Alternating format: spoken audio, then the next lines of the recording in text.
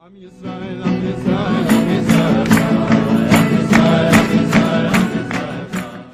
the Chutzpah Girl.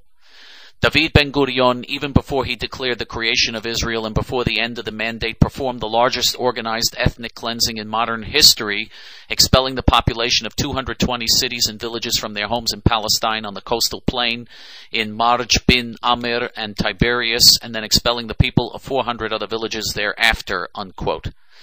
First of all, there's no such thing as Palestine. There never has been. Palestine is a myth, a bluff, and a lie. And Arabs never used the term Palestine 50 years ago.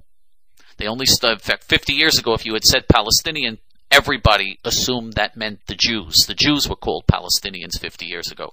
So it's a complete lie. As far as the Jews carrying out the biggest organized ethnic cleansing in modern history, this is typical Arab Muslim Nazi nonsense.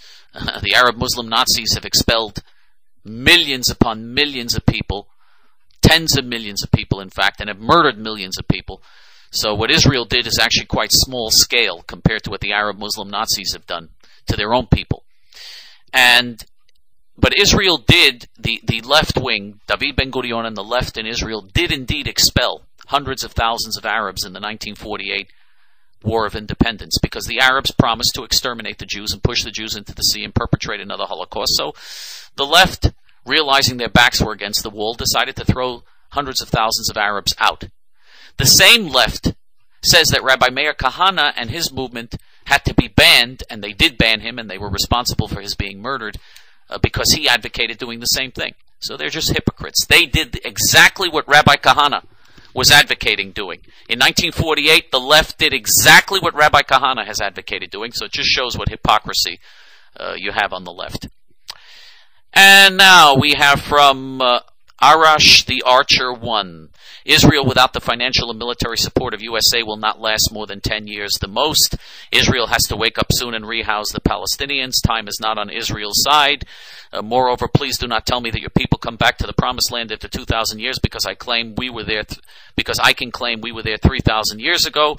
P.S. Ahmadinejad sends his regards, unquote. And you end off by mentioning a Hitler who promises to exterminate us, which shows, of course, not that there was ever any doubt in my mind that you're a Nazi, but it shows what a Nazi you are. The fact is, if the United States did not give military so-called foreign aid and economic so-called foreign aid to Israel, Israel would be much stronger. Israel would be fully independent and sovereign. That would be the best thing for Israel. I hope and pray every day that all military and economic foreign aid to Israel be cut off immediately. Immediately. It's the worst poison that Israel can get. It is a disaster for Israel. And again, you use the term Palestinians. There are no Palestinians. Complete lie. They're Arabs. There is no such people, Palestinians. It's all fake. And as far as you saying that your people were there 3,000 years ago, your people weren't even there 100 years ago. Your people came there after the Jews. First of all, they're not your people. But the Arabs who came there after the Jews started to rebuild the land and make the land fertile again.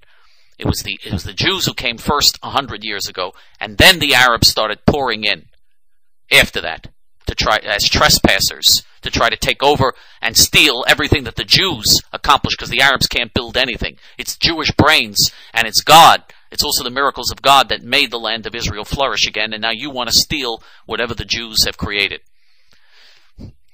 And now we go to J.P. Grigus, who writes, to claim victory over Iran, U.S. would have to invade and occupy. They are not Iraq, Afghanistan, or even Vietnam. They are a proud people that will not be dictated to by Zionists and their U.S. puppets, unquote. Oh, they're a proud people, the Iranians? They couldn't even beat Iraq. Iraq, which is 1/3 the size of Iran. Iran fought against Iraq for 8 years and couldn't beat Iraq. Again, Iran has 3 times the population as Iraq and couldn't beat Iraq in an 8-year war. 2 million Muslims were killed by their fellow Muslims in that 8-year war in the 1980s between Iran and Iraq. Now, what about Israel? Israel, when the Iraqi army attacked Israel in 1948, in 1967, and in 1973, within hours, Israel decimated decimated all the Iraqi forces that came to invade Israel. Decimated them within hours. So it took Israel hours to do what Iran couldn't do in 8 years. And Iran is 25 times bigger, or was 25 times bigger than Israel at that time. And now, so that's a proud people. You say that they're a proud people. They're a joke. I mean, they talk about Islam and the Prophet and the Jihad and all this other stuff. And meanwhile, when it comes to winning on the battlefield, forget about it. They all run. They all make in their pants and run. And now we go to Nadnetnuk1, who writes, as a Muslim, this problem from the West is not a religion thing, but it's a fight for the East and the West. Tell me, you, the West, are you suffering unemployment, high interest rates? Look at Italy, Greece, America. I believe England is happening now. I am a British Muslim, and I don't like the MP in England treating old English people like nobody. This is a fight for equality for Muslims and non-Muslims, I suppose, like America is doing the fighting for Israel. We are fighting for you, unquote. Oh, I didn't realize that.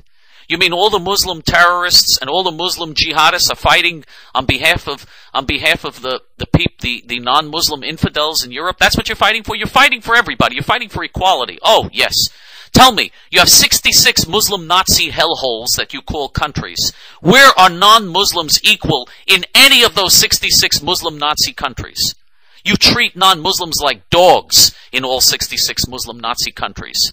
There are 66 Muslim countries in the world. In every single one of them, non-Muslims are treated like dogs. In fact, Muslims are treated like dogs by their fellow Muslims in all 66 of those countries. Every one of them is a hellhole. You talk about the problems in Italy, Greece, America, England. You're talking about all the problems in these countries? They're paradise compared to Muslim countries.